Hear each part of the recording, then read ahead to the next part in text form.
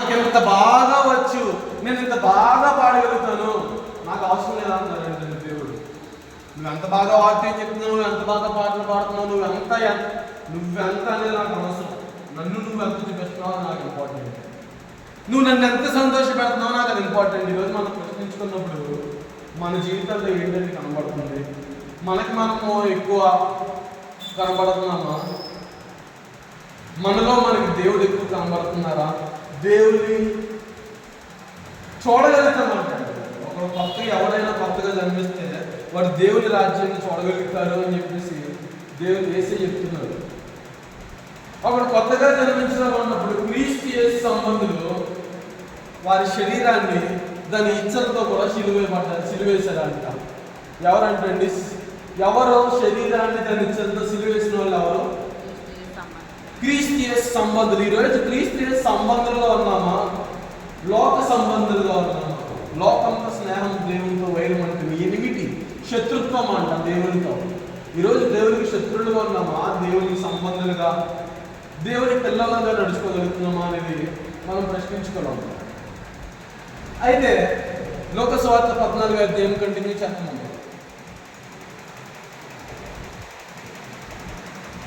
పిలువబడిన వారు భోజన పంక్తిని అగ్రపీఠంలో ఏర్పరచుకుంటూ చూచి ఆయన వారితో ఈ ఉపమానం చెప్పాను. నిన్నెవరైనా పెళ్లి విందుకు పిలిచినప్పుడు ఒకసారి ఇక్కడ ఎవరంటే 7వ వచనంలో 7వ వచనంలో ఎవరండి? పిలవబడిన వారంట. విందుకు పిలవబడ్డారంట, ఒక పెళ్లికి పిలవబడ్డారంట. ఈ పిలవబడిన వారు ఏం చేస్తున్నారంట? అగ్రపీఠంలో ఏర్పరుచుకుంటున్నారంట. ఈరోజు మనము పిలవబడ్డామంట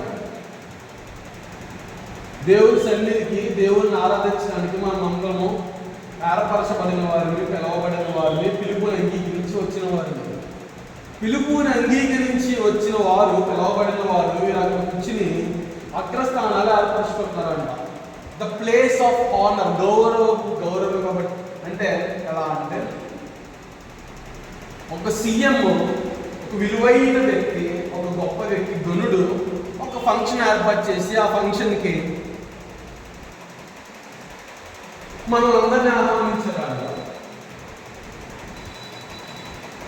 ఆ ఆహ్వానింపబడిన వారందరూ, పిలవబడిన వారందరూ ఆ విందుకి వెళ్ళారు. వెళ్ళిన తర్వాత ఎవరైతే ఆ ధనుడికి సమీపంగా దగ్గరగా ఉన్నాడో ఆ వ్యక్తి ఎవరండి? విలువైనడు. సీఎంకి ఎంత దగ్గరగా ఉన్నాడంటే ఈయన ఎవరో సీఎం బాగా క్లోజ్ అనుకుంటా, ఈయన పట్టుకుంటే మనకు పని అవుతుంది, ఈయన రికమెండ్ చేస్తే మనకు పని అవుతుంది, లేదంటే ఈయన ఎవడో గొప్ప వ్యక్తి కదా. ఆ విందు ఏర్పరిచిన వ్యక్తికి దగ్గరగా ఉంటే ఈయన ఎవరో ఒక గొప్ప వ్యక్తి అని ఆలోచిస్తారు.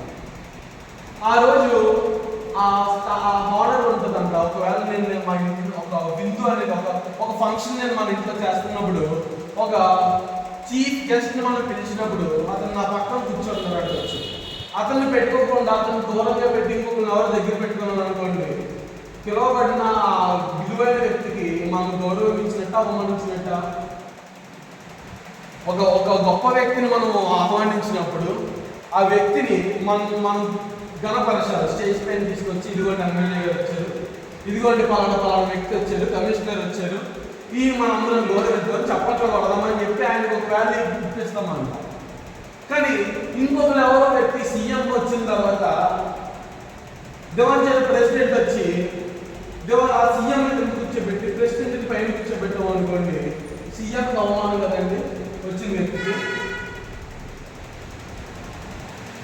ఈ ప్రెసిడెంట్ స్థానంలో ఉన్న వాళ్ళందరూ మనము సీఎం కోసం ఏర్పాటు చేసిన కుర్చీలో మనం కూర్చున్నామని ఆలోచించుకున్నారంటే, పిలవబడిన వారందరూ వచ్చి అగ్రపేటలో ఏర్పరచుకున్నాము అని ఆలోచించుకుంటున్నారంట. వాళ్ళు ఆలోచించుకోవటము ఏసై చూసి ఈ ఉపమానం చెప్పారంట.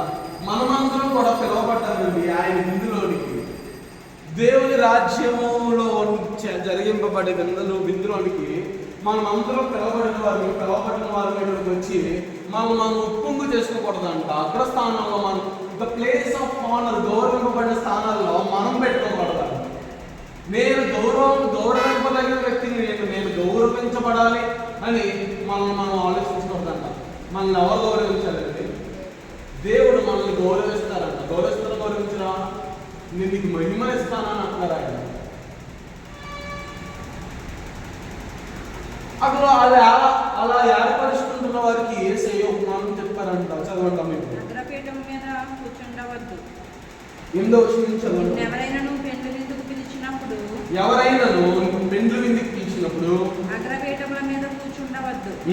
ఒకవేళ నీకంటే గనుడు అతని చేత పిలువబడగా నిన్ను అతనిని పిలిచిన వాడు వచ్చి ఇతనికి చోటిమ్మని నీతో చెప్పును. అప్పుడు నీకు సిగ్గుపడి కడపటి చోటులో కూర్చుండ సాగుతు. అయితే ఇక మనం చూస్తున్నామండి, నేను నిన్ను పిలిచాను, నిన్ను నువ్వు హెచ్చించుకుని నేను దేవుడిని సంతోషపెట్టేవాడిని, నేను నా అంత సంతోషపెట్టేవాడు ఇక మా చర్చలు ఎవరు లేదు, నేను దేవుడిని ఎంత సంతోషపెడతాను తెలుసా, నేను దేవుడిని ఎంత బాగా ఆరాధిస్తాను తెలుసా, నేను ఎంత బాగా పాటలు పాడతాను తెలుసా, నేను దేవుడికి నేను ఎంత చేస్తాను తెలుసా, నేను అది ఇది ఇది ఇది నువ్వు ఆలోచించుకోక. ఒకరోజు నువ్వు ఇక్కడ నిలబడి నువ్వు వాకింగ్ చెప్తున్నావేమో, కానీ అక్కడ కూర్చొని వాకింగ్ ఉన్న వారిలో నుంచి వారం తీసుకుని నేను నీకన్నా పై స్థానంలో కూర్చోబెడతాను. నీకు నువ్వు గొప్ప అని ఫీల్ అవ్వద్దు. నీకు నువ్వు గొప్ప, నువ్వేదో చేసేస్తున్నాను, నిన్ను నువ్వు హెచ్చించుకోక, నిన్ను గౌరవించాలని ఆశపడ. ఎంచుకోదగిన దానికంటే ఎవరినో ఎక్కువ ఎంచుకోవద్దు. ఆ మాట రాస్తున్నారు అన్నమాట పౌలు గారు.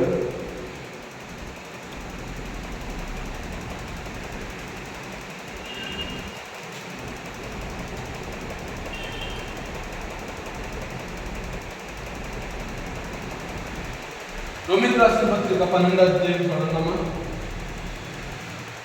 3వ వచనము. 12వ అధ్యాయం 3వ వచనం. తను తాను ఎంచుకొని తగిన కంటే ఎక్కువగా ఎంచుకొనక దేవుడు ఒక్కొక్కరికి విభజించి ఇచ్చిన విశ్వాస పరిమాణ ప్రకారము తాను స్వస్థబుద్ధి గలవాడవుటకై తగిన రీతిగా తనను ఎంచుకొనవలనని నాకు అనుగ్రహింపబడిన కృపను బట్టి మీలోనున్న ప్రతిభానితోనూ చెప్పుచున్నాను. నీవు ఒక మంచి బుద్ధి కలిగిన వాడైనా నడుచుకోవాలంటే, ఒక ప్రయోజకుడిగా నువ్వు నడుచుకోవాలంటే, దేవుని నీతిని, దేవుని న్యాయమును, దేవుని సంతోషపెట్టేవాడిగా నువ్వు నడుచుకోవాలంటే నిన్ను నువ్వు ఎంత ఎంచుకోవాలా అంత ఎంచుకోవాలి. ఒకడు స్వస్థ బుద్ధి గలవాడగుటకై ఏం చేయాలంటమ్మా? తగిన రీతిగా తన్ను ఎంచుకున్నవాళ్ళని. నువ్వు స్వస్థ బుద్ధి గలవాడు అవ్వాలంటే నిన్ను నువ్వు ఎలా ఎంచుకోవాలో అలా ఎంచుకోవాలి. నిన్ను నువ్వు ఎక్కువ ఎంచుకోవద్దు, అలాగే నువ్వు దరిద్రులను ఎంచుకోవద్దు. రెండు దేవుడికి ఇష్టమైనది కాదు. నీ స్థానం ఏంటి, నీ ఆధ్యాత్మిక జీవితంలో నువ్వు ఎంత మెరుగుగా ఉన్నావో, నువ్వు దేవునితో ఎంత సంబంధం, ఎంత సహవాసంలో ఉన్నావో అనేది నువ్వు గ్రహించుకోగలుగుతావు. నువ్వు గ్రహించుకున్న దాన్ని బట్టి నిన్ను ఎలా నువ్వు ఎంచుకోవాలో అలా ఎంచుకో. ఎంచుకోవలసిన దానికంటే ఎక్కువ ఎంచుకోవద్దు, తక్కువగా ఎంచుకోవద్దు. తక్కువగా నిన్ను అనుకోనమన్నాడంటే నీకు విలువ లేనివాడువా, దేవుడు నన్ను ఎందుకు ఇలాగా సాత్వికునిగా వినయంతో తగ్గించుకో అంటున్నారు. నా ముందున్న వాళ్ళందరూ నన్ను రెచ్చగొడుతున్నారు కదా, నా ముందు గర్వంతో ఇలా చాతి పైకి లేపు నడుస్తున్నారు కదా, మరి నేను ఎలా తగ్గించుకోగలను? నా పైన ఇలా దోషపు మాటలు వస్తున్నాయి కదా, నా పైన ఇలా ఆరోపణలు వస్తున్నాయి కదా, నేను ఎలా తగ్గించుకోగలను అని అన్నప్పుడు మోషే గారి గురించి ఒక మాట రాశారంటే మనం ఆల్రెడీ ధ్యానించుకొని ఏమో రాశారంటే మోషే గారి మాట చదువుతాం ఒకసారి. 12వ అధ్యాయం 3వ వచనం అమ్మ. సంఖ్యాకాండము 12వ అధ్యాయం 3వ వచనం.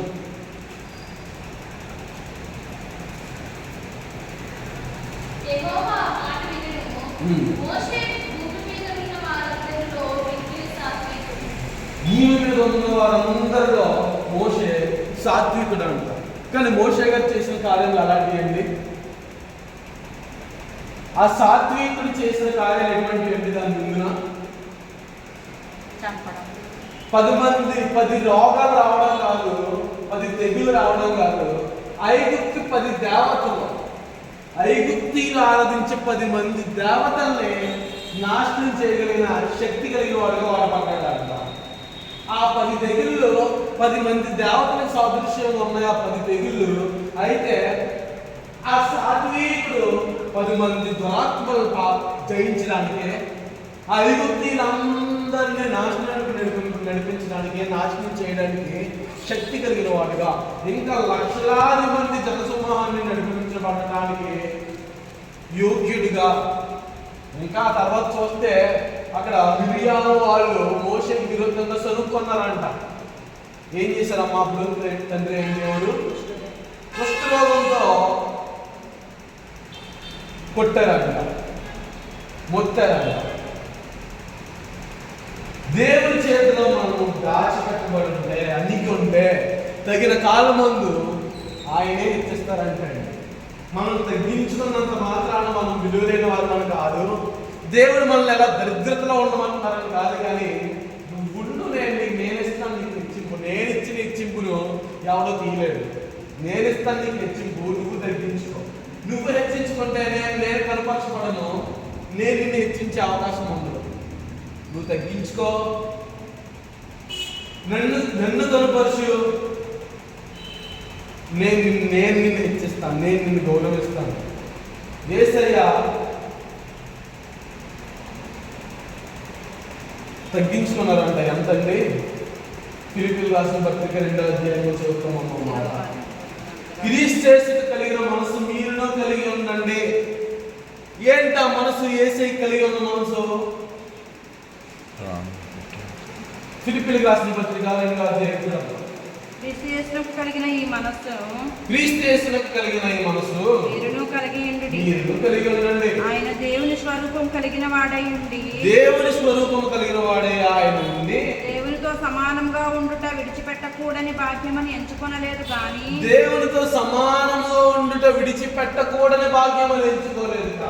మనుషుల పోలికగా పుట్టి దేవుని స్వరూపమును ధరించుకొని తన్ను తానే రిక్తునిగా చేసుకొనెను. మరియు ఆయన ఆకారమందు మనుషుడుగా కనబడి మరణము పొందినంతగా అనగా శిలువ మరణము పొందినంతగా విధేయత చూపిన వాడై తన్ను తాను తగ్గించుకొనెను. హల్లెలూయా. ఆయన అలా తగ్గించుకోవడం బట్టి, యేసయ్య అలా తగ్గించుకోవడం బట్టి, విధేయుడు అవటం బట్టి, అందుచేతను పరలోకమందున్న వారిలో గాని, భూమి మీద ఉన్న వారిలో గాని, భూమి క్రింద ఉన్న వారిలో గాని ప్రతివాని మోకాలును యేసు నామమున వంగునట్లును, ప్రతివాని నాలుకయు తండ్రి అయిన దేవుని మహిమార్థమై యేసుక్రీస్తు ప్రభువని ఒప్పుకొనున్నట్లును దేవుడు ఆయనను అధికముగా హెచ్చించి ప్రతి నామమునకు పై నామమును ఆయనకు అనుగ్రహించెను. హల్లెలూయా. ఇక మనం చూస్తున్నామంటే యేసయ్య తగ్గించుకోవడాన్ని బట్టి క్రీస్తు యేసయ్య హెచ్చింపబడ్డారంట. ఎవరైతే యేసయ్య హెచ్చింపబడ్డారో అని అంగీకరిస్తున్నారో, యేసయ్య ప్రభువు అని చెప్తున్నారో, వాళ్ళు తండ్రిని మహిమపరుస్తున్నారంట. ఈ రోజు మనం తగ్గించుకుంటే ఆయన మనల్ని హెచ్చిస్తారంట. మనం హెచ్చింపబడటం ద్వారా తండ్రి ఆరాధింపబడుతున్నారంట.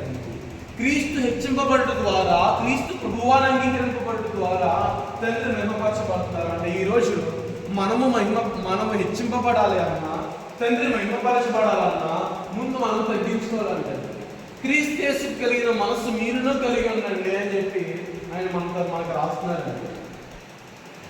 ఈరోజు ఇక్కడ మనం చూస్తున్నాము. కాబట్టి మీరు సమాధానమును బంధము చేత ఆత్మను గురించి ఐక్యమును కాపాడుకుంటే ఎందును, సాత్వికంతో నడుచుకుంటే ఎందును, ప్రేమతో ఒకరినొకరు సహించుకుంటే ఎందును, మీరు ఐక్యతను కాపాడాలన్నా, సహించుకోవాలన్నా, దీర్ఘశాంతముతో వినయముతో నడుచుకోవాలన్నా మీకు కావాల్సింది ప్రేమ. మీరు ప్రేమతోనే మీరు సహించుకోగలుగుతారు. ప్రేమ దయ చూపిస్తుందంట, ప్రేమ సహిస్తుందంట, ప్రేమ ఓర్చుకుంటుందంట, ప్రేమ ఉప్పొంగదంట. దేవుడు ఫలించండి, మీరు ఫలించండి, మీరు ఫలించినప్పుడు ఐక్యత అనేది ఉంటారు మీలో. మీరు ఫలించినప్పుడు ఆత్మలో నడుచుకోగలుగుతారు, ఆత్మానుసారంగా నడుచుకోగలుగుతారు. మీలో ప్రేమ ఉంటాయి, ఐక్యత కలిగి నడుచుకోగలుగుతారు, మీలో ప్రేమ ఉంటాయి. మీరు పిలవబడిన పిలుపుకు తగినట్టుగా మీరు నడుచుకోవాలి అని మిమ్మల్ని బతిమాలుకుంటున్నారంటున్నారు. ఆ మాట రాసింది పౌలు గారైనా రాయించింది ఎవరండి? దేవుడే కదా. దేవుడు ఏమంటున్నారంట, మిమ్మల్ని బతిమాలుకుంటున్నారండి. పిలుపుకు తగిన నడుక మీరు నడవాలని మిమ్మల్ని బతిమాలుకుంటున్నారు. ఈ అద్భుతాన్ని చూస్తే బాగుంటుంది అండి. పాత నిబంధన గ్రంథంలో దేవుడు ఇశ్రాయేలు అందరితో చెప్తున్నారు మాట, మీరు ఇలా నడిస్తే నేను మీకు ఇస్తాను కదా, మీరు నన్ను ఇలా ఆరాధిస్తే మీ తరతరాలకు నేను ఇచ్చే ఆశీర్వాదం ఇది, మీ మీ మీ కోటల ధాన్యము సమృద్ధిగా ఉంటుంది, మీ దేశము మీకు తగిన కాలం మంది కడవర వర్షమును తొలగర వర్షమును నేను మీకు కురిపింపజేస్తాను, మీ నేల పండుతుంది, మిడతలు తిని వేసిన కాలంలో పంట అంతా మీకు తిరిగిస్తాను, మీరు నాకు అలా విజ్ఞప్తి చూపిస్తాయి. కానీ ఇక్కడ ఏమని చెప్తుందో తెలుసండి, కొత్త నిబంధనలో క్రీస్తు యేసు ద్వారా కృప ద్వారా ఎఫెసీ పత్రికలో ఏమని చెప్తుందో తెలుసా, మీకు పరలోక సంబంధమైన ప్రతి ఆశీర్వాదాన్ని మీకు ఇచ్చాను, ఆశీర్వాదం అంతా మీకు ఇచ్చాను, విధేయత చూపించు. పాత నిబంధనలో మీరు విధేయత చూపిస్తే మీకు ఇస్తాను, కానీ ఇక్కడ యేసు ద్వారా ఏంటంటే నేను మీకు ఇచ్చాను, విధేయత చూపించుకొని బతిమాలుకుంటున్నాను. ఈరోజు దేవుని మాటకి ప్రతిస్పందన అనేది మన జీవితంలో కనపరిచినప్పుడు దేవుడిచ్చిన ఆశీర్వాదాన్ని మనం వాడగలుగుతాము. దేవుడిచ్చిన ఆశీర్వాదాన్ని మనము చూసి దాన్ని వాడాలంటే మనం తగ్గించుకొని విధేయత చూపించాలి. మనం విధేయత చూపించినంత వరకు దేవుడు మనకి ఇచ్చిన ఆశీర్వాదం ఏంటి అనేది మనం చూడలేము.